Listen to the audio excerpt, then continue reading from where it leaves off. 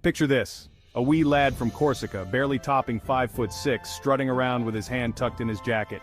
You might mistake him for a particularly ambitious tailor measuring himself for a larger-than-life destiny. Well, that's Napoleon for you. History loves a good laugh, and Napoleon Bonaparte, the little corporal who dreamt of colossal empires, never disappoints. This wasn't just a man conquering nations, this was a statement on the absurdity of scale.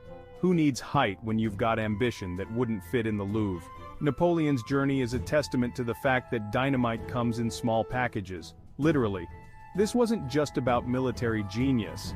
It was about a presence that could silence a room full of chattering diplomats with a single glare. Imagine a world where charisma alone could redraw maps. And Napoleon, the master cartographer of his time, wielded his charm with the same precision as his artillery. He understood that power wasn't just about brute force, but about controlling the narrative, the image, the very idea of what it meant to be at the top. Now, we could delve into the dry historical details, the dates of battles, the names of treaties signed in stuffy rooms. But where's the fun in that? Napoleon's story is best enjoyed as a grand opera, a whirlwind of ambition, brilliance, and yes, a healthy dose of tragicomedy. So, buckle up as we traverse the battlefields of Europe, waltzing with emperors and kings, all to the tune of Napoleon's booming ambition. Forget your history books. This is about to get interesting. Napoleon's story begins like a classic underdog tale. Born in Corsica, a wild island with more sheep than people, young Napoleon dreamt of glory. Fast forward through military school, a few impressive victories, and voila! He becomes the darling of the French Revolution, a poster boy for meritocracy and really snazzy hats. France, exhausted by its own revolution, was a ripe fruit waiting for Napoleon's ambitious picking. He ascended to power faster than you can say coup d'etat, promising stability and baguettes for all. His rise wasn't just about luck, the man was a military prodigy. He treated battlefields like his personal chessboard, moving troops with a cunning that would make Machiavelli proud.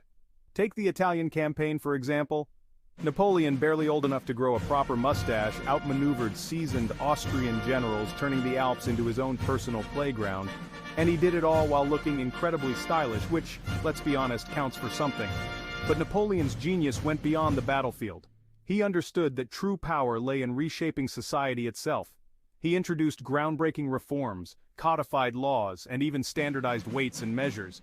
After all, how can you rule an empire if everyone is using different-sized rulers? It's chaos.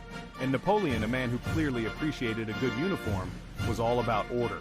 This blend of military prowess and administrative acumen turned France into a powerhouse, with Napoleon at its helm, ready to paint the map of Europe French blue.